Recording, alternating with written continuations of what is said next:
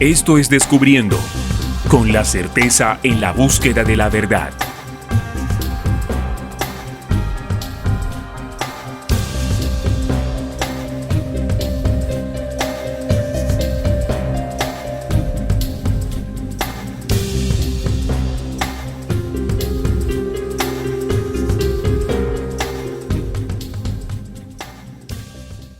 Bueno, entonces el tema que les proponemos hoy tiene que ver justamente con una de las cosas que hace mucho tiempo pues vienen ocurriendo, vienen sucediendo, como es el tema de la brujería, la magia y todo esto. Sin embargo, alrededor de esto siempre hay preguntas de si realmente esto es realidad o es más que mitos, leyendas o creencias de la gente. Entonces hoy vamos a disponernos a compartir esta investigación de la mesa de trabajo del programa para todos ustedes, Trinidad. Así es, Neil. Vamos entonces como el dermatólogo, vamos al grano. Vamos entonces con nuestro tema del día de hoy. Y comenzamos como siempre con las definiciones. Definamos entonces qué es la brujería. Se llama brujería al conjunto de creencias y prácticas rituales atribuido a las brujas y menos frecuente a los brujos, es decir, a individuos dotados supuestamente de poderes sobrenaturales, fruto de un conocimiento arcano u oculto, o bien de pactos con entidades demoníacas. Es difícil saber cuándo empezó a usarse el vocablo bruja y su derivado brujería, pues se desconoce su origen como palabra etimológica, y hay razones para pensar de que trata de una palabra con etimología prerromana, quizás celta o germánica. En todo caso, el primer registro documentado de la palabra, escrita como brutza, data de la Europa del siglo XIII. Bien, esta es la definición, ¿no?, que nos comparte Trinidad en su investigación. Se llama brujería el conjunto de creencias prácticas y rituales. Es un conjunto de creencias. Las creencias están basadas, por supuesto, en conocimientos que al practicarlos están conjugados con una serie de rituales para obtener el resultado que le llaman brujería, ¿verdad? Brujerías, brujos, brujas, quienes practican o que tienen el conocimiento o supuestamente los poderes sobrenaturales, fruto de esos conocimientos arcanos u ocultos. Arcanos se refiere a muy antiguos y recónditos. Exacto. O bien de pactos con entidades demoníacas. Entonces, hablar de entidades demoníacas, pues se nos hace necesario abordar este tema desde una óptica muy diferente a lo que religiosamente se aborda, ¿no? Porque de esa manera podemos llegar a encontrar verdaderas respuestas, Trinidad. Sí, Neil, y cuando pues vemos realmente la brujería es como todos esos conocimientos que han sido transmitidos de generación en generación a esas personas o a esos individuos que les interesa aplicar todas esas prácticas y esas creencias. Entonces, cuando hablamos de un brujo o una bruja, es una persona que ha adquirido conocimiento. Es decir, que la brujería se nace o se hace, pues yo creería que se hace, ¿no? O sea, es la persona que se interesa por leer y estudiar todo eso y ponerlo en práctica. Total, y es una de las cosas que queremos hoy en este programa, descubrir qué va más allá. Pero mezclado el tema de la brujería hay otro término que es la hechicería. ¿Brujería y hechicería son lo mismo, Trinidad? Bueno, vamos a definir lo que es la hechicería y luego vamos a contestar esa pregunta. El hechizo es un acto mágico que pretende producir efectos sobre la realidad mediante procedimientos sobrenaturales como el uso de conjuros. Es de carácter litúrgico o ritual. Cuando el objetivo del hechizo es adivinar el futuro, se denomina sortilegio. Cuando el objetivo es adivinar el futuro, se denomina sortilegio. Cuando busca someter la voluntad de otra persona u objeto o influir en ellos, se le dice encantamiento. Cuando es una maldición, si es con mala voluntad, o bendición, y si es para protección. O sea, maldición protección. sí es Fíjate que ahí hay sí, una situación que es la que... dual del bien y el mal que se mezclan ahí en todo esto de la hechicería y la... Entonces fíjese que podría ser un hechizo para encantamiento o bendición. Una de las Sí. cosas que debemos resolver precisamente es si la hechicería y toda esta ciencia No, ahí tiene... sería maldición o bendición. Es Exacto. que faltó resaltar maldición. Sin embargo, bueno, tiene el mismo sentido, el encantamiento entendiéndolo como una maldición o como una situación negativa para el ser humano. Y por el otro lado, una bendición como algo positivo para el ser humano a partir de la hechicería, ¿no? Entonces, Exacto. es una de las cosas que hay que esclarecer dentro de las preguntas que todos tenemos. Realmente la hechicería tiene un lado bueno. Puede usarse la hechicería para bendiciones, como dice acá el texto. Sí, vamos a lanzar conjuros o rituales de protección de la persona. Noté mucho en la investigación en internet que o sea, es muy común la búsqueda de personas buscando protección contra la brujería.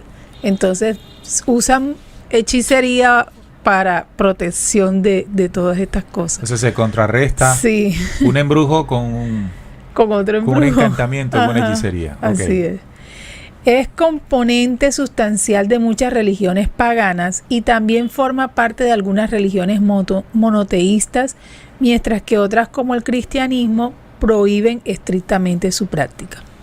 Bien, entonces interesante esta parte porque dentro de las religiones monoteístas, como el cristianismo, entre ellas el cristianismo, se prohíbe esta práctica. Sin embargo, nos vamos a dar cuenta que las religiones terminan siendo actos mágicos, en algunos casos brujos, pero socialmente aceptados. Aceptadas, sí.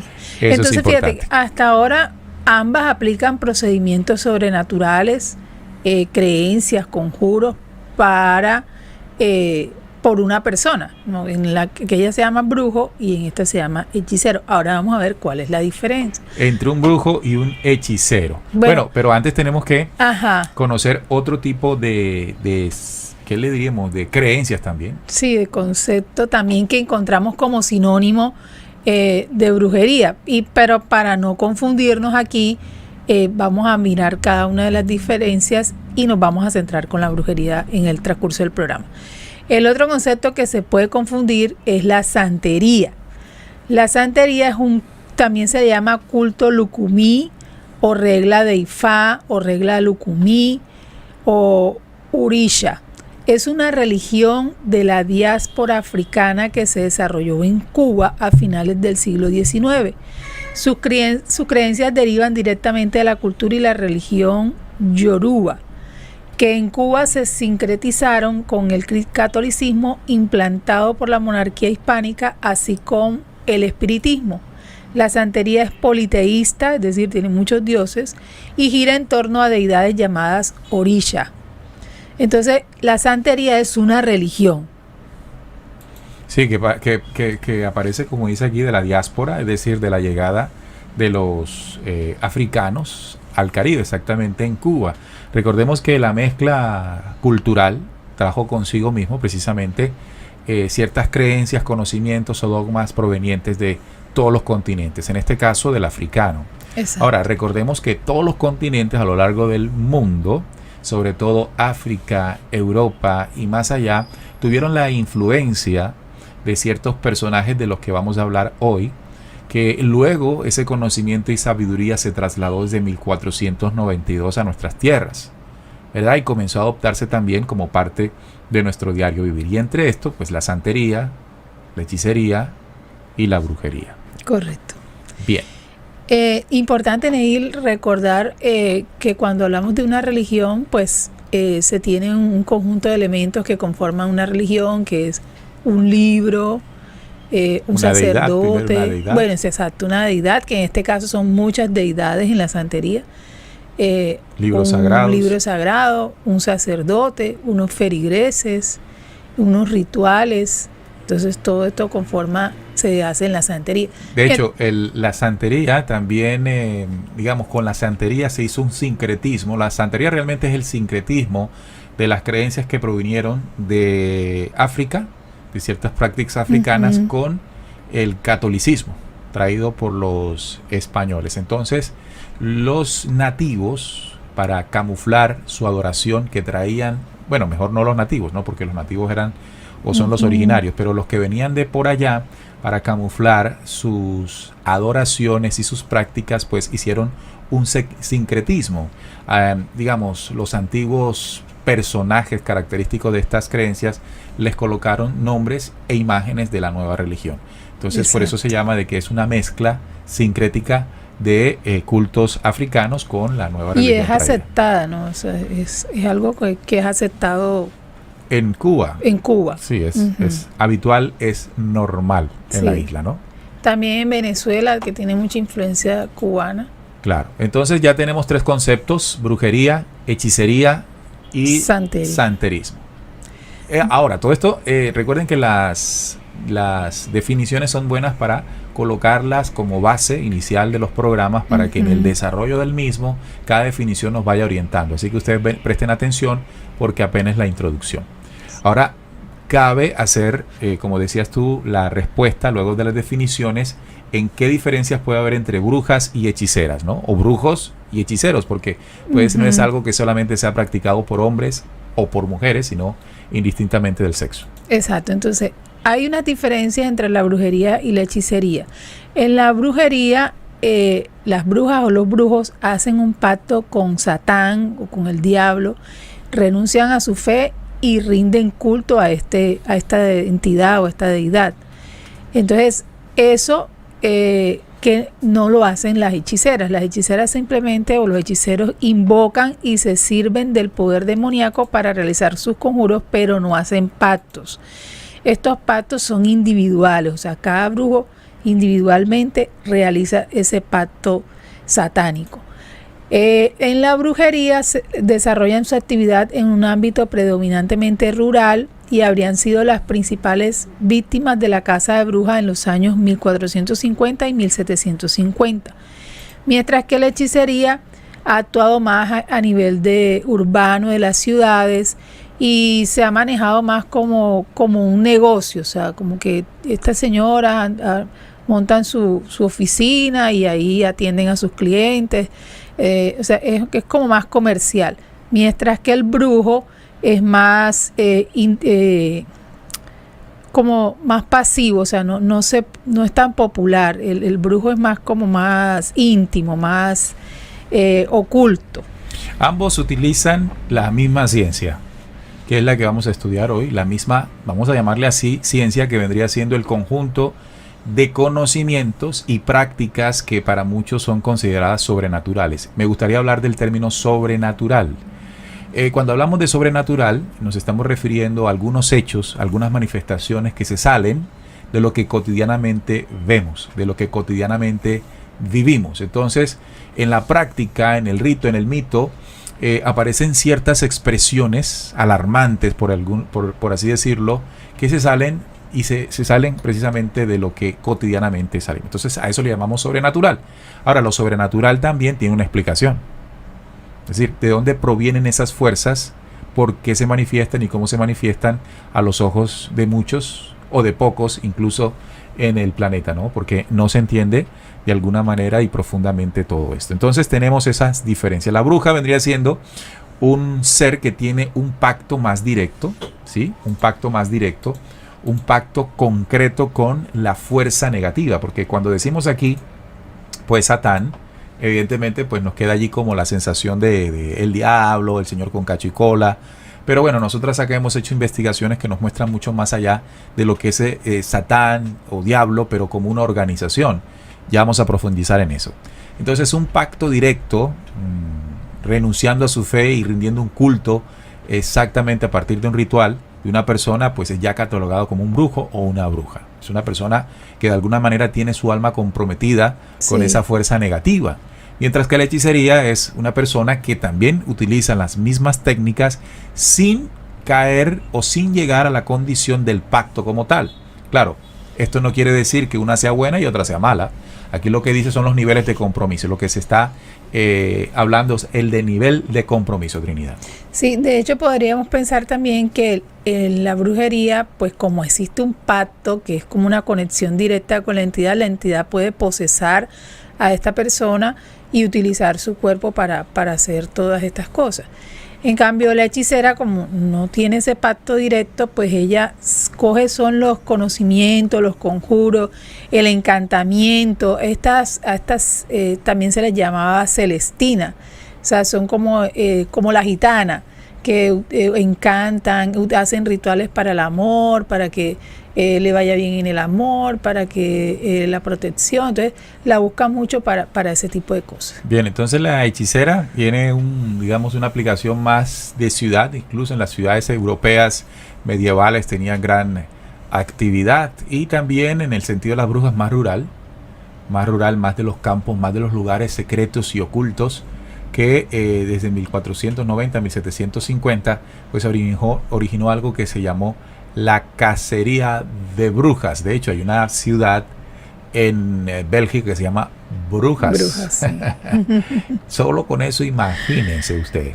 Sí. Bien, entonces vamos a profundizar en los elementos de la brujería, porque esto ya nos comienza a adentrar en lo que es esta práctica. Entonces, mucha atención, anote o haga captura de pantalla para que pueda guardar esta información. Bueno, las creencias paganas desarrolladas aprendieron y mantienen una estructura general que consta de 6 partes que vamos a ver a continuación. La primera parte de una brujería es la preparación, durante la cual se disponen los lugares y materiales necesarios, y las personas que van a tomar parte en el mismo pueden realizar diversas actividades previas como un ayuno, oraciones, etc. Es importante estar en un estado apropiado del cuerpo y la mente antes de realizar un hechizo. Prácticas comunes son, por ejemplo, bañarse, vestirse adecuadamente, tomar algún tiempo para meditar o respirar profundamente. También se puede ungir a uno mismo o con un aceite apropiado. Entonces, primero hay una preparación de la persona que va a realizar el hechizo. Luego viene la apertura, que inicia el acto litúrgico o ritual creando un entorno mágico, apropiado y solemne, produciendo simultáneamente un efecto de comunión entre las personas participantes. Entonces tú entras ahí a ese lugar y está todo lleno de velas, el montón de santos, la cuestión de las flores y no sé qué, y entras ahí como en esa apertura, en ese entorno mágico como tal. Después viene la invocación, en la cual se suplica o exige la cooperación de fuerzas sobrenaturales que habrán de llevar a la realidad el hechizo. Entonces fíjense que esta parte es muy importante, porque aquí vemos que el hechizo no lo hace la persona como tal, el brujo o la hechicera, sino que invoca, o sea, trae a fuerzas sobrenaturales que pueden ser, que pues son entidades demoníacas, de las que vamos a hablar ahorita. Exactamente, entidades demoníacas que se hacen presentes, o incluso puede haber espíritus desencarnados también en este tipo de espíritus rituales. Desencarnados involucionados. Exactamente, que tienen conocimientos que los mantienen y energías oscuras, y les gusta estar ahí en ese tipo de ambientes. Luego que se hace la invocación, viene la ejecución, donde se realizan los actos mágicos ritualizados que constituyen el núcleo del hechizo y que pretenden modificar el curso de la realidad bajo la advocación de las entidades sobrenaturales invocadas. Entonces aquí, después que se invoca, se le dice a las fuerzas sobrenaturales presentes ahí lo que se quiere. O sea, la petición, exactamente. ¿Qué es lo que se pretende hacer, modificar? Si incidir, hacer un daño a una persona, a otra. O sea, ahí se dice qué es lo que es. Y luego viene, ya cuando se hace la ejecución, viene el sacrificio. En él se ofrecen a estas fuerzas sobrenaturales una ofrenda que puede ser simbólica o tangible para ganar su favor. Esa es otra cosa importante aquí en este tipo de rituales, y es que aquí nada es gratis. O sea, en estas cosas siempre hay que pagar, bien sea tangible con dinero o simbólico con incluso hasta la vida de las personas, ¿no? Se la propia energía de las personas de las involucradas, las energías propias del individuo, del ser humano, que son pues las codiciadas por estas entidades. Y no necesariamente a veces es para que maten a esa persona, sino para que se roben su energía, para que las posesen y roben la energía, pues puede ser de un hijo, de un sobrino, de alguien que tenga, por ejemplo, que sea vulnerable. Entonces estas entidades posesan sobre todo a los niños, los utilizan mucho como parte del sacrificio. Y por último viene el cierre, que da solemnidad a la clausura del acto y disuelve el entorno mágico creado durante la apertura. Entonces ya aquí se despide la entidad, se cierra entonces el círculo mágico ahí que se abrió y ya entonces queda por terminada la sección de brujería. Bien, cabe recordar que cuando se habla de fuerzas sobrenaturales, se está hablando de un reducto de energías negativas que pues quedaron encapsuladas en esta dimensión por unas situaciones o razones históricas que hoy vamos a estudiar o recordar, porque ya la hemos tocado en otros programas, sobre todo en el programa investigativo Descubriendo. Cabe destacar también que este es un conjunto de conocimientos, de informaciones, es decir, para lograr esto hay que tener una preparación. Hay quienes no la tienen y utilizan el engaño y la sugestión a sus víctimas. Recordemos que existe el famoso efecto placebo. El efecto placebo también incluso lo utilizan los engañadores en esta área, gente que no tiene la información o el conocimiento en este tipo, mágico entre comillas, para hacer de manera efectiva o cumplir de manera efectiva la petición del cliente. Y al no tener eso, pues utiliza la sugestión, es decir, las personas van con la intención de que lo que ahí va a ocurrir, o lo que piden va a ocurrir, y hacen que las mismas personas con sus pensamientos, sus propias energías, pues lleguen a ciertas situaciones. Pero eso no significa que el brujo como tal, el originario brujo como tal, pues tenga la información, saber y conocimiento para lograr estos cometidos. Entonces, la brujería, hasta lo que hemos estudiado, encabezando el tema, como dice, mito o realidad, es una realidad que a partir de ella se han involucrado varios mitos. Sí. Pero es una realidad en la cual se han involucrado también mitos. Ahora que dices así de brujos que son charlatanes, me acordé de la película esa Ghost, La sombra del amor, donde estaba la señora morena que, ¿cómo es que se llama ella? Whoopi Goldberg. Era una bruja de esas, de mentira. O sea, ella todo era una engañadora, exactamente. Y cuando el espíritu del muchacho la posesa y ella se asusta toda y no cree que eso sea verdad. Entonces, claro, eso sucede. Bien, entonces vamos con la famosa división, porque hay otra división que es sobre la magia negra y la magia blanca. Aquí también esto hay que entenderlo porque se pretende decir, por quienes practican esto, de que hay un lado bueno y hay un lado malo de ella, magia negra y magia blanca, Trinidad. Sí, sobre todo esto lo usan mucho las hechiceras. Como ellas, pues obviamente las brujas el brujo o la brujería ya dijimos que tiene un pacto directo con el demonio, o sea, eso ya de por sí ya es negro, oscuridad. Pero hay hechiceras que se dicen que porque es magia blanca lo que usan, que no le hacen daño a nadie, que esto no, entonces es algo bueno. Y realmente, sea blanco o negro, es igual, son rituales que usan la oscuridad y las entidades. Entonces dice, cuando el objetivo del hechizo y los medios empleados son considerados inmortales, ilegales, perniciosos por la sociedad donde se realiza, se le denomina magia negra. Es decir, o sea, le vas a hacer un daño a la persona que le estás haciendo este tipo de magia. Si por el contrario la sociedad considera inocuos sus objetivos y medios, y entonces se califica como magia blanca, porque no le va a hacer daño. Por ejemplo, no, para una protección, no, yo voy de la bruja, pero es que yo no le hago daño a nadie, es para mi protección. Entonces uno cree que eso está bien. En la actualidad, numerosas religiones neopaganas como la Wicca, y más adelante vamos a hablar un poquito sobre este tipo de religión que está en Estados Unidos y en Inglaterra, legalmente, ha recuperado la utilización de los hechizos y los reivindican.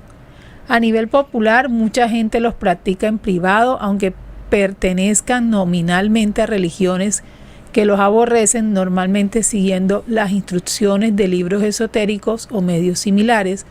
También se realizan en consultas privadas, por lo común a cambio de un precio, como ya lo dijimos ahorita. O sea, debe haber algo tangible o intangible. En este caso, lo es tangible, ¿no? Entonces, tiene que pagar para que le hagan su brujería, su vaina. Los objetivos que se pretenden alcanzar suelen englobarse en la popular trilogía salud, dinero y amor, como los amarres de amor, aunque también son relativamente frecuentes los de venganza u odio por algún negocio que no se dio, alguna señora que le quiere quitar el marido a otra, cosas así. O sea que cuando yo busco una hechicera, una bruja para que sea algo más potente, una hechicera para que también utilice algunas ciencias, pero bueno, no tan comprometido con Satanás, pues busco, digamos, cuando quiero atraer una mujer, cuando quiero atraer un amor, cuando quiero conseguir novia, cuando quiero conseguir trabajo, es decir, cuando el propósito de fondo es, entre comillas, noble, bueno, pero utilizo medios, utilizo mecanismos como este movimiento de energías sobrenaturales, entonces a eso se le llama magia blanca. Sí. Pero por el contrario, si yo tengo un odio sobre alguien y quiero hacerle daño, entonces donde asisto, donde voy, o incluso lo practico, porque ahora con YouTube todo el mundo se pone al día, sí, y practican, aprenden ciertas vainas para hacerle daño a otro. Entonces en ese momento estoy haciendo la utilización de la magia negra.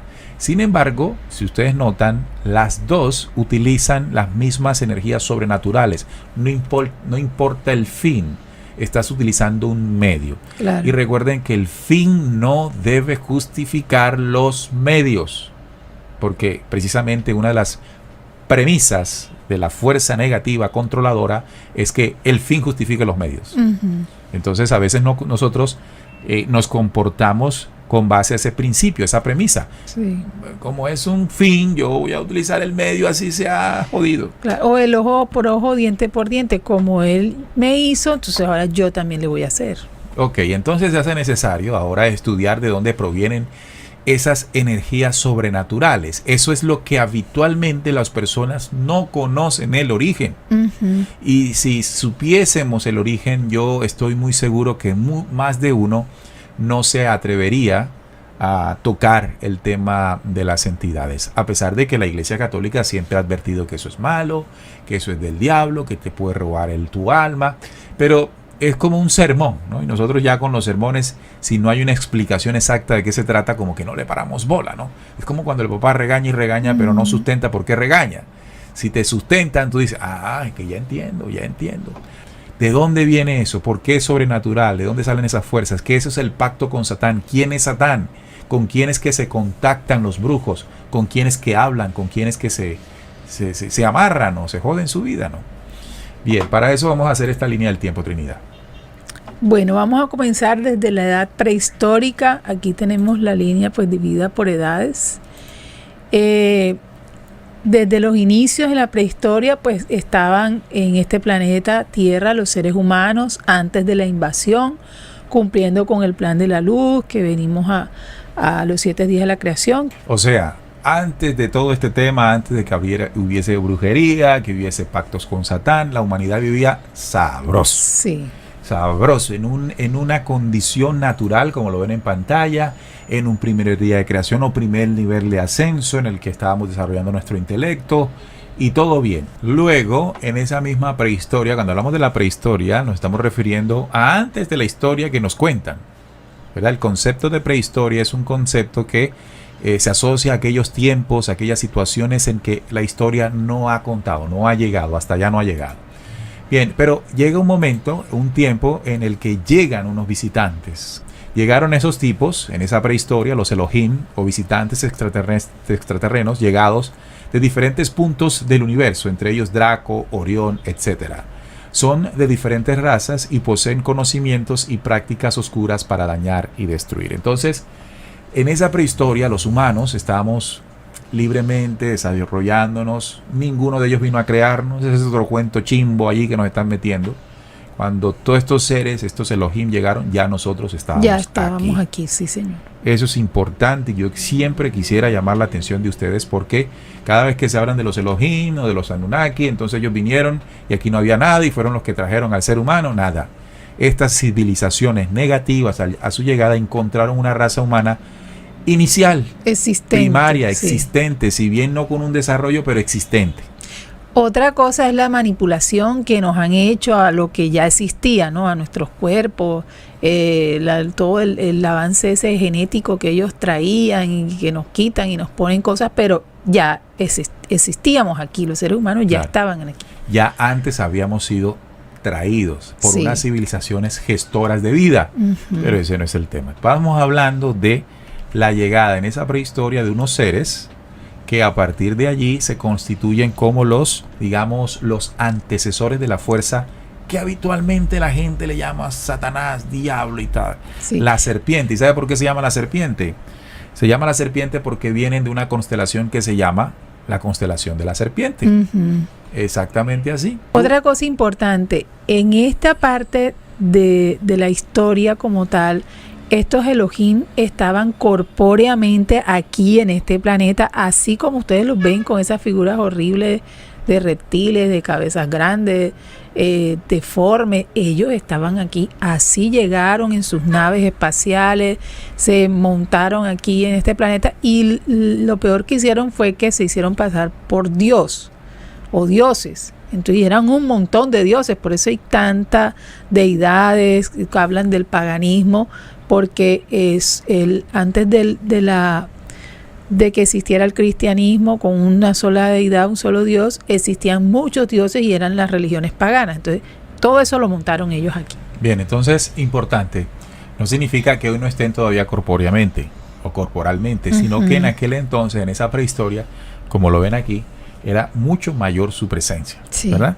Pero aconteció que ocurrió un hecho, un evento que todos podemos registrar o recordar, que ocurrió más o menos hace 12,000 años atrás. Se está hablando del diluvio universal. Digámoslo así, una última batalla entre la humanidad cósmica solar y los Elohim de la oscuridad. ¿Qué significa esto? Que así como llegaron estos caídos negativos, pues también vinieron detrás de ellos unos positivos. Y con la intención de limpiar y barrer el planeta Tierra de la presencia de los primeros caídos, es decir, de los Elohim o los visitantes negativos, pues ocurrieron ciertas batallas o ciertos hechos que generaron una destrucción solo para ellos. Como dice aquí la imagen, todo lo sagrado de la creación fue salvado en la tierra. Las demás formas del tiempo de Noé fueron destruidas, pero quedaron algunas formas nigrománticas de evocación de entes malignos, de caos, oscuridad y desorden. Entonces, de esa destrucción, o sea, de esa batalla, que ya no era estelar sino terrestre, quedaron unos reductos energéticos, nigrománticos, oscuros de evocación. Es decir, que fuerzas que pueden traerse de retorno, energías oscuras o contrarias, que se pueden traer de retorno a partir de unos conocimientos incluso que ellos también portaban. Esos conocimientos son de los que hoy estamos hablando. La brujería, la magia. Todo este tema que siendo practicado hace que esas energías nigrománticas, nigromancia es un término relacionado con la muerte, nicro, ¿verdad? Nigromancia. La muerte de esos cuerpos. Bueno, ahí también quiero aclarar algo, que como ellos son entidades, seres ya demasiado ennegrecidos, ellos con el tiempo perdieron la posibilidad de volver a reencarnar. Entonces, como ellos estaban corpóreamente y fueron enfrentados por la hermandad cósmica, entonces murieron. Pero al morir pues no reencarnan, sino que quedan ahí como entidades, o sea, como no van a volver a una vida, sino que quedan ahí en esa energía oscura, pero siguen guardando todos esos conocimientos y esas cosas que traen. Mientras que los seres humanos sí morimos y volvemos otra vez a la vida, o sea, reencarnamos. O sea, la condición de la reencarnación en el espíritu humano está intacta. Sí, se mantiene. El proceso de reencarnación en estos seres que cayeron como negativos fue, digamos, perdida, despreciada, sí. ¿no? Y se alimentan de la energía de nosotros. Entonces esa divagación de energías contrarias, de entidades, pues necesitaban, a partir de otro conocimiento, ser canalizadas nuevamente a nuestra dimensión. Exacto. Y ese conjunto de información es lo que en la Edad Media, que es un conjunto de, digamos, de periodos o de años, como lo ven ustedes aquí, del 3500 años antes de Cristo al siglo V. En todo ese periodo comenzaron a surgir una serie de personajes, de reyes, de, digamos, de sacerdotes, de personajes elegidos por los que quedaron, porque en esa destrucción a estos entes algunos sobrevivieron. Y ellos se encargaron de enseñarle un conocimiento o sabiduría oscura a los terrestres para que invocaran esas energías de nigromancia y pudieran entrar nuevamente a nuestra dimensión. Este conjunto de enseñanzas, por ejemplo, es la que el rey Saúl comenzó a utilizar en la consulta a la bruja de Endor. O también recordemos el ojo de Horus, que tenía propiedades mágicas en Egipto, de lo que había quedado de esa destrucción. Pero más adelante, ya en la Edad Media, que es la edad, como le decimos, del oscurantismo, y hasta el siglo XV, por allá cerca del descubrimiento de América, los españoles e ingleses trajeron el concepto y rituales de demonios o diablo a América Latina, que en tu investigación, Trinidad, encontraste de que acá no se tenía. Sí, así es, pero antes hablemos un poquito de la Edad Media, lo que tienes de Moisés. Bien, recordemos lo que les estaba comentando de que estas entidades, las sobrevivientes, las que corporalmente sobrevivieron, lograron instruir a varios seres humanos, entregándoles cierta información, cierto conocimiento extraterrestre, por supuesto negativo, que pudiese, al practicarlo, al hacerlo a manera de rito, traer nuevamente las energías que quedaron divagando, esas energías que les conté, nigrománticas, que quedaron divagando luego de esa destrucción. Entonces vamos a recordar parte de lo que ocurrió en ese sentido. Veanlo ustedes acá. Por ejemplo, Moisés fue uno de esos personajes que recibió de Yahvé esos conocimientos, ¿no? Esa magia maligna de Moisés fue la que invocó para pasar, por ejemplo, el Mar Rojo. Bueno, no como nos hicieron creer que era un mar rojo, sino apenas un cañaveral. Ajá. Pero utilizaron ciertas energías. Son reglas místicas que hacen saltar montañas en fragmentos. Estos son los efectos o las experiencias sobrenaturales, ¿no? Pasar a través del fuego sin quemarse, producir ceguera, hablar con la muerte, es decir, conectarse con esas entidades. Son los sellos mágicos y personajes místicos junto a innumerables encantamientos. Son los que utilizan las brujas, las hechiceras, que vienen de aquella época, compuestos casi por entero de palabras desconocidas, apenas pronunciables y nombres como el que están viendo allí, en un idioma completamente difícil para nosotros, como lo precisamente es el hebreo. Son los encantamientos escritos en un idioma extraterrestre, porque realmente eso es el idioma que trajeron uno de los Elohim, como el hebreo, de compleja estructura gramatical, con la cual el hombre puede pasar más allá de las esferas de las limitaciones físicas.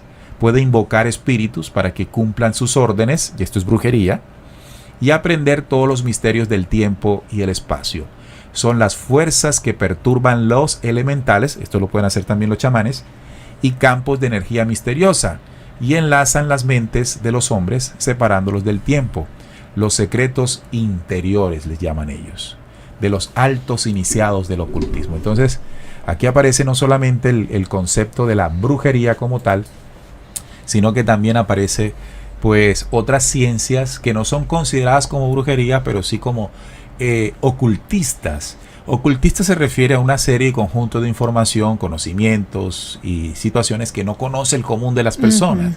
Pero el no conocerlas significa que un pequeño grupo ocultista, manejando energías sobrenaturales, y ahí es donde cae el ser humano en su inocencia, porque creyendo que es sobrenatural, asume que es importante y que como es atractivo, pues lo practica, no sabiendo el origen de esto. Y el origen de esto ya lo acabamos de explicar. Sí. Las energías nigrománticas que se pueden evocar con conocimientos que trajeron los mismos señores de Sirio para canalizar, para hacer un puente de esa dimensión en la que flotaban esas energías que quedaron de la destrucción, de esa destrucción que nosotros los terrestres llamamos o aprendimos a llamarle diluvio. Vamos a ponerle ese nombre para referirnos a ese evento, y que al traerlas se expresan en unas actividades que el ser humano entiende sobrenatural. Entonces, si tú vas a un lugar ocultista donde te dicen, mira, tú aprendes esto, pero tú puedes controlar esto, tú puedes hacer esto, tú puedes manejar, uy, ¿cómo se puede eso? Yo quiero aprender eso. Entonces, como es algo atractivo porque sale de lo natural, muchas personas se ven cautivadas por esto, sí, pero no saben con quién se están metiendo. Y fíjate que en las religiones, la católica, los evangélicos, nos muestran, incluso los mismos judíos nos muestran a Moisés como el patriarca, como ese señor respetable, bueno, que todos debemos aprender de él, y que todas estas cosas que hizo, las hizo por milagros divinos. Entonces se nos muestra como algo sagrado, algo celestial, pero realmente nos están ocultando una gran verdad. Que toda esta cosa viene también de textos más antiguos que comenzaron a publicarse para reunir estos conocimientos. Estamos hablando de los conocimientos condensados que son escritos en caracteres crípticos del antiguo suriano o de sirio. Entonces, personajes como el señor Lovecraft, como ven en pantalla, contiene un patrón mítico en este libro que se llama el Necronomicon, de los mitos de Cthulhu, de la doctrina secreta de Madame Blavatsky, imaginario de la Atlántida, habitada por los Tsulgarianos, la raza de los seres caídos, los monstruos o entes. Pero también este libro judío del Zohar reúne las antiguas enseñanzas de la Cábala, muy conocidas con la actualidad por muchas personalidades. Entonces, es algo muy importante lo que hay que entender en todo esto. Miren que el tema es que toda esta información que fue canalizada, que fue entregada desde, como dice aquí, el antiguo suriano o de sirio, con caracteres crípticos, caracteres encriptados, caracteres míticos, mitológicos, fueron condensados en documentos. El rey Salomón, recordemos, el rey Salomón es un rey muy reconocido por su sabiduría, pero realmente la sabiduría que tenía el rey Salomón es para todo esto de lo que estamos hablando acá. Sí. También el libro El Zohar, la Cábala, muy de moda y muy perseguida por personas que están en la búsqueda. Deben tener mucha atención, porque ciertas cosas, ciertos ritos provienen de aquellos tiempos, de esos arcanos, para precisamente obtener algún beneficio en la actualidad. No, que yo quiero que me vaya bien en esto, que yo quiero que, y cierto mito, cierto rito, cierta situación, cierta oración, cierto mantra, y todo esto también muy cercano a la nueva era, la New Age, sin darse cuenta uno que puede estar invocando las energías nigrománticas. Entonces, oye, también hay otro libro que se llama La llave menor de Salomón, que es un libro muy popular entre las personas que pues están en todo en la demonología, y este libro contiene detalladas descripciones de espíritus, como los conjuros necesarios para invocarlos, obligarles a cumplir la voluntad del conjurador. O sea, ahí están contenidas las fórmulas. También se explica el detalle de las acciones previstas a la invocación, y también nombra a los demonios. Le hace una lista de todos los demonios que pueden haber y con los que se contactaba Salomón. Bien, entonces tenemos allí el conjunto de conocimientos, de reglas, de normas, que son las que vienen heredando los brujos. Sí. Tienen acceso a ciertos documentos que la mayoría no conocen, hacen pactos y esos pactos les permiten hacer canalización, contacto, meterse en otra dimensión propia de estos entes que quedaron divagando, que es el astral o el Zohar, ¿no? Entonces, amigos, es una cosa muy tremenda que lastimosamente las personas asumen que son positivas o que pueden lograr con ellas cosas que la mayoría no logran, pero sin darse cuenta que están trabajando con cosas muy negativas, con cosas que incluso pueden costar la vida de los seres humanos y la salud de los seres humanos si no se dan cuenta. Bien, vamos entonces con la historia de la Bubú, para que los señores del YouTube aunque estamos al aire, ¿no? Sí. De pronto incluso logran, ¿cómo se llama eso? Restringir el video, ¿no? A ellos no les gusta que se hable en la plataforma sobre esto, ¿no? A pesar de que no sea para promoverla, sino denunciarla. Bueno, vamos entonces, ya hablamos de la Edad Antigua, ahora la Edad Media. Durante el final de la Edad Media e inicios del Renacimiento, la Bru ocupó un lugar destacado en el imaginario de Occidente, ya que las instituciones religiosas del cristianismo se dedicaron activamente a la búsqueda y a la persecución de brujas, especialmente del Santo Oficio de la Inquisición, que fue la Iglesia Católica durante la época de la conquista de América. La Iglesia Católica comenzó pues todo esta búsqueda, esta persecución de brujas desde Europa, España, y luego cuando se vino el descubrimiento de América, iniciaron entonces la persecución de las indígenas aquí en América. Durante la época de la conquista de América, la imagen del diablo que fue introducida por los españoles, de acuerdo al concepto del mal europeo, tan diferente y tan ajeno del pensamiento andino. Y con esto les quiero compartir que encontré un libro, de una etnóloga alemana. Bueno, aquí en esta imagen podemos ver como la descendencia de Salomón ahí, como para ver de dónde viene y cómo es la genealogía.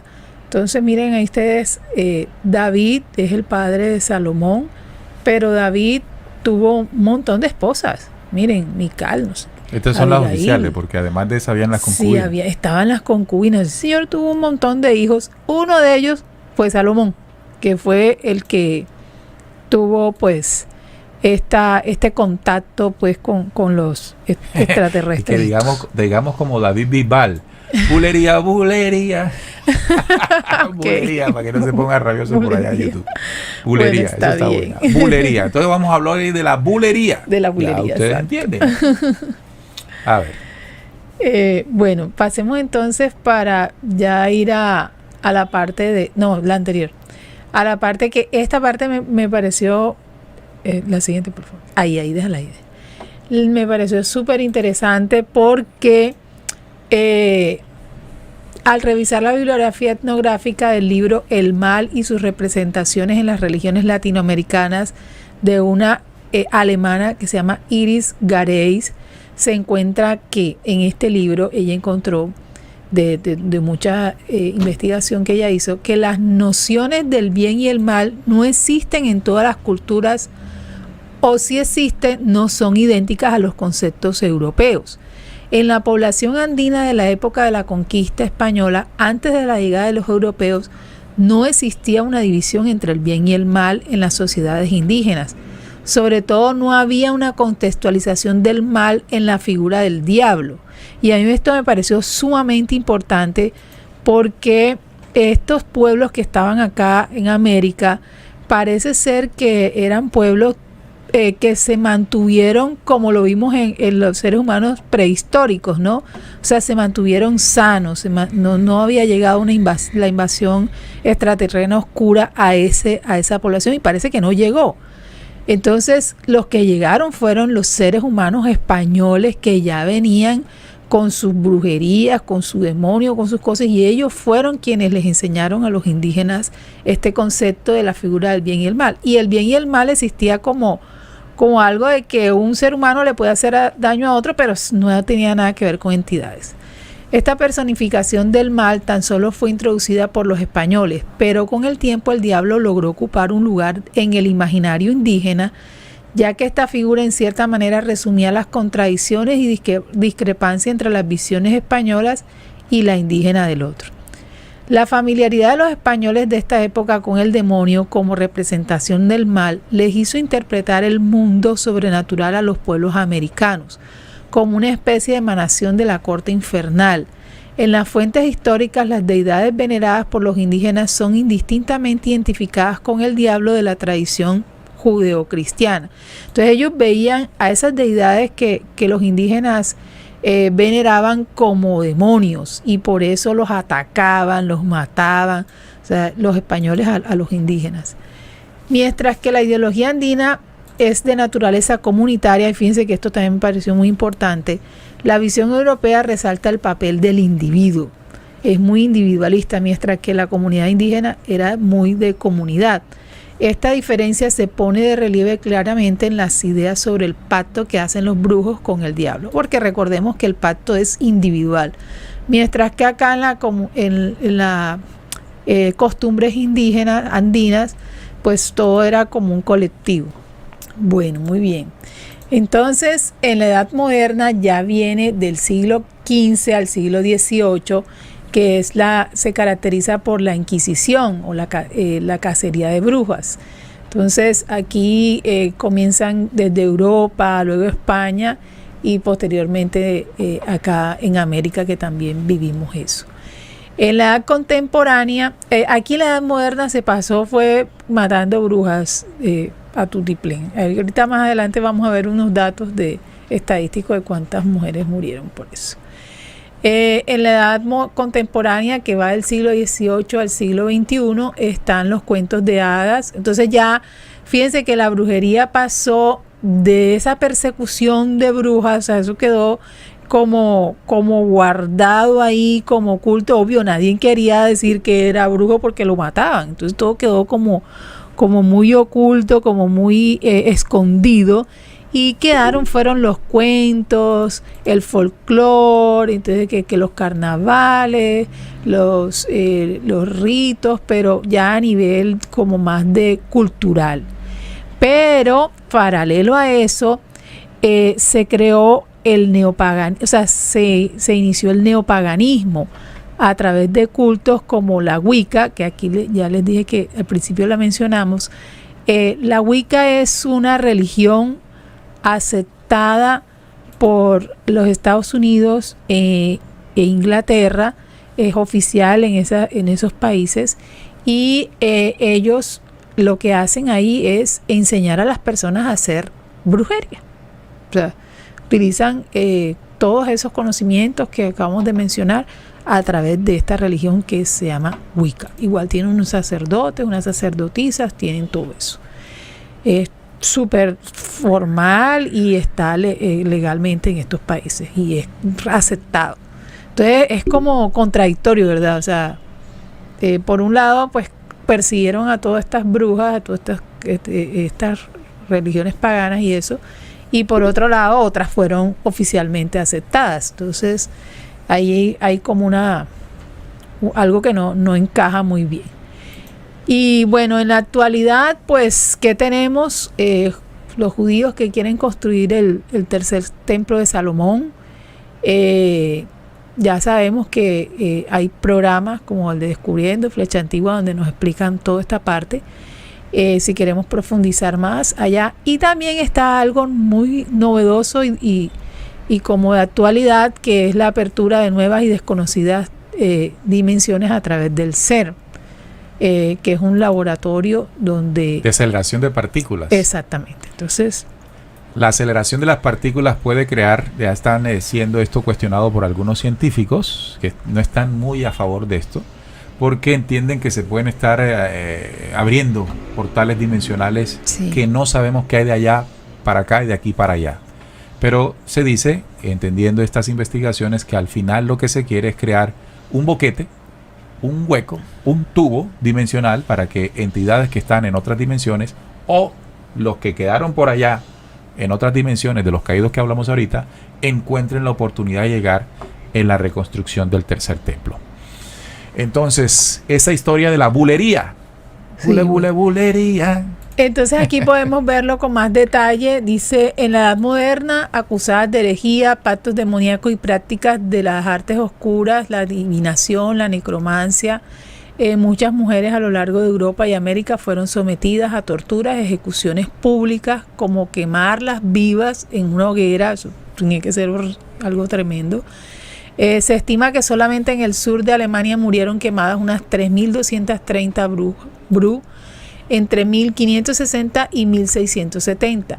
Y en Escocia solamente unas 4.400 entre 1590 y 1680.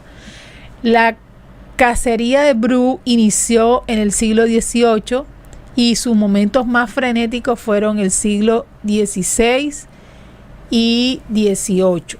Quedan registros importantes, por ejemplo, el Directorium Inquisitorum, que fue en 1376, es el manual de inquisidores de Nicolás Aymerich, y él se distingue 3 formas de brú a partir de sus supuestas prácticas demoníacas. Brú, ya saben ustedes qué es. Está también otro libro muy importante que es el Malleus Maleficarum, de 1487, que es un exhaustivo tratado renacentista sobre la brú.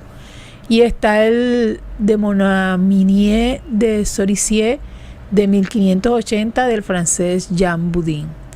La casa finalmente disminuyeron en la segunda mitad del siglo XVII, pero dejaron un legado de tragedia y recordatorios sombríos sobre los peligros de la intolerancia y la injusticia sistemática que hacían esto. Y otra cosa muy importante que quiero también, que encontré y al final concluí de toda esta cacería de brú, es que fue como parte de ese levantamiento de la mujer sometida. Tú sabes que todo era un patriarcado. Entonces la mujer en esas épocas de la historia empezó a levantarse, empezó a tener, a ser muy visible, y parte del ataque hacia la mujer fue esta cacería de brú. O sea, porque ahí no solamente mataban a las brú reales, sino que el 90% de las mujeres que murieron eran mujeres normales, comunes y corrientes. No, también hay que decir que mujeres que tenían un pensamiento crítico, socialmente crítico, sí, religiosamente crítico, científicamente crítico, simplemente la iglesia le decía que eran brú, o la comunidad decían que era brú, sí, ya, y eso era suficiente para echarla a la hoguera. Exacto, incluso mujeres con sabidurías ancestrales sobre herbolaria, plantas medicinales, eran también consideradas brú. Entonces, ya aquí hace parte pues de la distorsión y la manipulación humana a quien piense diferente. Sí. Y como había el conocimiento y el saber de que existían evidentemente las brú y los brú. Bueno, en la actualidad, hoy las brú forman parte del imaginario de los cuentos de hadas y del folclore campesino. Sin embargo, aún existen grupos religiosos que aún acusan de brú a los practicantes de otros cultos, especialmente a las religiones no occidentales como la Yoruba, que ya la habíamos mencionado con lo de la santería, y otras africanas. O bien a quienes practican el neopaganismo a través de cultos como la Wicca y el neurodruismo. Estos fenómenos aparecen con frecuencia en la cultura popular a través de una serie de televisión, historietas, libros o películas. De hecho, Netflix tiene muchas series sobre estos temas. Incluso hay unas series que describen cómo funcionan los cultos de la Wicca, y muchas veces de un modo cómico, humorístico, o lo hacen ver como algo normal para que los jóvenes se vayan creyendo de que esto está bien. Aquí este es un mapa que muestra la prevalencia de las creencias en brujerías a nivel nacional en todo el mundo. De la bulería. Este mapa lo hizo, este estudio lo hizo Boris Gresham de la Universidad de Washington y fue publicado en la revista PLOS ONE. Aquí lo que se ve y va de verde oscuro a amarillito. Las que aparecen en verde oscuro son las regiones donde se cree, las personas creen, tienen una alta creencia en la brujería. Y en las más claritas, en la bulería, perdón. Y en las claritas son las que menos. Entonces aquí hay brujas que pueden dañar a otros con sus habilidades sobrenaturales. El 40% de la población de 95 países está convencido de que sí existe esto. Esta persona que hizo este estudio también combinó este conjunto de datos con otros datos a nivel del país y descubrió que las creencias en Bru difieren entre países según los factores culturales, institucionales, psicológicos y socioeconómicos. Por ejemplo, la creencia en Bru están vinculadas con instituciones débiles, de bajos niveles de confianza social, poca innovación, culturas conformistas, niveles más altos de prejuicios, tendencias a las personas a favorecer a otros que son similares a ellos. Aquí, por ejemplo, vemos que las regiones como Suecia, por ejemplo, el 9% de los encuestados en Suecia dijo creer en Bru, mientras que en Túnez fue el 90%. También se encontraron valores elevados en Marruecos, en Tanzania y en Camerún, que es la parte del África. También en Alemania el porcentaje se sitúa en un 13%. Entonces, fíjense, o sea que en ciertos países se muestra no tanta la creencia, no quiere decir que no se practica o no quiere decir que no exista allí. Exacto. Sino que hay una tendencia en la población a creer más de acuerdo a las estadísticas, y esto es lo que arroja el mapa que ven aquí. En América Latina, evidentemente, pues ahí está la situación. En África. ¿Y por qué en África? Porque en África llegaron los chitauris. Los chitauris son los ángeles caídos que gobernaron gran parte de las regiones africanas, y ellos enseñaron allí parte de ese conocimiento que llegó a América Latina, transformado y sincretizado con la católica, llamado el chamanismo en unos casos, y en otros casos la santería. Miren, ahí en Estados Unidos pasa algo curioso, y es que aunque las personas no tienen una creencia popular de la Bru, hay algo que sucede ahí en Estados Unidos, y es que la Bru se hace de forma oficial a través de religiones oficiales, sectas.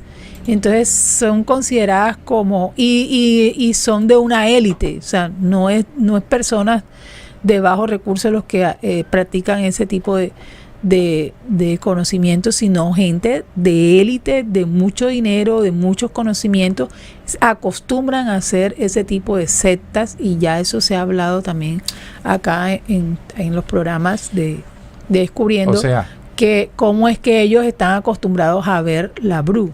O sea que el tema de la utilización de estas energías negativas en la bulería no tiene que ver con estratos económicos. No. Aquí vemos, por ejemplo, hoy en día podemos encontrar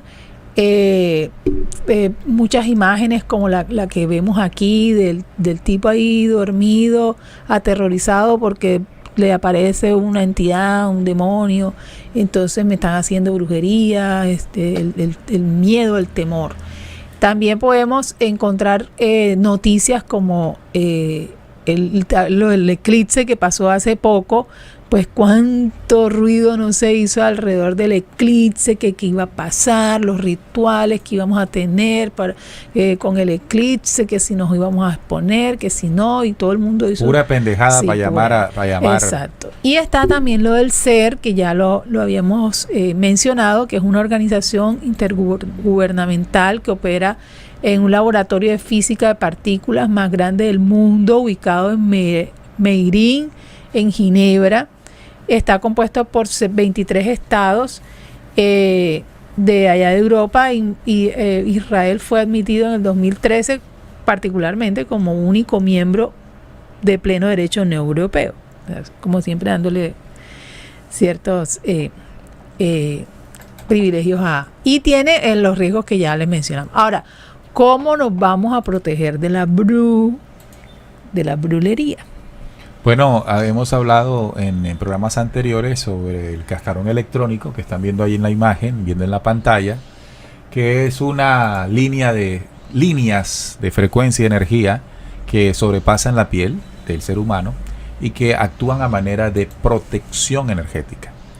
Esta brujería es el envío a distancia de movimientos energéticos, larvas densas, parasitarias que pueden llegar a nosotros. De que este campo electromagnético esté debilitado, pues esos elementos enviados, esas energías parásitas deambulantes, van a poder tener éxito. Esto es modulado, este campo electromagnético humano, natural. Esto no hay que hacer brujería para tenerlo. Esto es natural. Se fortalece en la medida en que hay una sincronicidad del pensar, del sentir y de cada una de las emociones. Cuando tenemos un desorden emocional, cuando tenemos una situación estresante, bajamos nuestras defensas energéticas. Y al bajar las defensas energéticas, pues estamos a la intemperie de cualquier ataque de este tipo. Así que el tema de la brujería, como se llama, de la bulería y de todo esto, es cierto. También es cierto que alrededor de ella hay mucha manipulación, mucho mito, cosas que no son ciertas, pero se derivan de aquello que hace mucho tiempo comenzó a presentarse en la vida de los seres humanos. Las entidades parásitas, mediúnicas, que han encontrado la forma a partir de su ciencia, entre comillas, de sus canalizadores, en sobrevenir. Y los seres humanos, con la intención de lograr ciertas cosas sobrenaturales, han hecho pactos y han hecho, digamos, y han permitido que eso tenga esencia. Entonces la señora que quiere atrapar al marido, sin saber, está abriendo un canal para que esas energías se sigan alimentando, para que esas energías se sigan manifestando. Entonces ellos se aprovechan del hambre, de las necesidades, de la incertidumbre, de la ignorancia del ser humano para hacer un trabajo de permanencia. Entonces, ¿cómo nosotros nos protegemos de esto? Además del cascarón electrónico, hombre, el conocimiento. Sí. Que salgamos de la ignorancia. El Señor usted no lo va a retener si el mal no quiere, se acabó y ya. Entonces cuando usted se pone a ver las cosas sin el razonamiento ese emotivo y el llanto y el lloro, pues usted ya tiene una razón intelectiva más lógica que la pone a comprender cada paso y cada situación que le pone la vida y no estar tratando. O la señora que quiera amarrar al hijo, hombre, deja que el tipo se vaya, ya es tiempo que se vaya, suéltelo. Deje la ignorancia de creer que su hijo es suyo hasta que se muera. No, él hace su vida. O por ejemplo el otro que quiere tener plata y se hace un pacto por allá para tener millones. Hombre, la plata no es todo en la vida. Si usted entiende más de eso, entonces el conocimiento lo saca uno de la ignorancia, de creer todo lo que pues por ahí hay, y eso lo protege mucho más. Entonces esas dos cosas, creo yo, el fortalecimiento energético a partir de una modulación correcta de pensamientos y emociones, para eso hay que estar equilibrado. Claro, la buena alimentación. Buenos hábitos alimenticios, sí. Un buen hábito en su casa, que usted tenga las energías bien fluidas en su hogar, con unas buenas plantas, con unos buenos animalitos, si le gustan los animalitos, con una disposición no en el desorden, que no le guste la porquería, que no le guste la suciedad, que todo esté reluciente. Esos ambientes sanos, ese pensar sano, sí, protege. Y lo más importante, lo primero que debemos hacer es revisarnos, revisémonos. A veces hacemos cosas pensando que son buenas, que es por mi bien, por el bien del otro, por amor. Yo no le hago daño a nadie con eso. Revisémoslo, identifiquémoslo y renunciemos a ese tipo de acciones, porque ya sabemos que nos están conectando, amarrando con ese tipo de prácticas. Además de eso, seguir con el trabajo interior, con conocernos, reconocernos a nosotros mismos, reconocer el poderío que tenemos dentro de nosotros para empezar a dejar de tenerles miedo a esas cosas, a esas entidades, y empezar a enfrentarlas sin ningún problema, a dejar de darles poder, a dejar de darles mente y empezar a subir nuestro nivel de conciencia. En la medida en que nosotros vamos subiendo el nivel de conciencia con todo con el conocimiento, con todo lo que hemos aprendido acá, nos vamos desconectando de ese vaho y nos vamos volviendo más a la luz. Salir al sol es algo que es muy saludable y va quemando también. Mira, todas esas habitaciones nuestras oscuras que no nos gusta que entre el sol, encerradas, me gusta estar encerrado. Sí. Deje que entre la energía solar. La energía solar es el fulminante para esas energías. Claro. Esas energías le temen al sol. Conectémonos con la naturaleza, conectémonos con el conocimiento que nos va a llevar a esta libertad, a esta verdad de luz, de armonía, a conocer verdaderamente al Padre Creador del universo, a nuestro Padre Madre, y eso es lo que nos va a llevar a estar en plenitud y a estar bien. Sepa esto, tenga esta premisa en su existencia. El fin nunca debe justificar los medios. Usted puede tener un fin, un propósito, y para lograrlo no puede hacer lo que sea. No. Siempre usted tiene que respetar los medios, que no se dañe usted y que no dañe a nadie. Exacto. Que no intente dañar a nadie. Entonces, en la medida en que usted se plantea eso, y que no codicie, no ambicione, no envidie, deje de estar con la envidiadera, deje de estar con el odio y la joda, hombre, dedíquese a usted. Sí, hombre. Hombre, qué vaina con nosotros. Y el otro no se pudo comprar el carrito porque ya le creen el carrito. Y si por lo menos si somos padres, tanto el amor obsesivo, sobreprotector, como el abandono a los hijos hacen igual de daño. Entonces dejémonos esa protección, que los hijos son de nosotros, que esa posesión de que es mío, no. Los hijos son prestados y nosotros estamos en el deber de guiarlos, orientarlos, enseñarles cosas buenas, pero ellos tienen su vida y su libertad y su albedrío. Nos vamos. Gracias por haber estado con nosotros. Gracias a Trinidad con su investigación que nos permitió comprender y ampliar un poco más. Recuerden que no se puede tocar mucho, apenas es 1h30 de programa, eso no es suficiente para ahondar, pero sí se dejaron unos aspectos allí importantes que ustedes pueden aprovechar, si quieren amplíen, si quieren complementenlo con lo que ya saben, pero la conclusión es, sí existe, no es un mito, aunque hay muchos mitos alrededor de ella, pero también es importante que uno se puede proteger de la misma. Sí, y otra cosa es que como mensaje final pongámosle acelerador y tomémonos en serio el tema de fortalecernos, de hacer nuestro trabajo interior, de fortalecer nuestro cascarón, nuestra aura, porque lo vamos a necesitar para lo que se va a venir. Gracias a todos ustedes. Lástima que no podemos leer todos los mensajes, pero bueno, ahí quedan. Dennos el like si les gustó. Antes de irse, denos el like. Y compártanlo pues si consideran importante para otras personas. Descubriendo, con la certeza en la búsqueda de la verdad.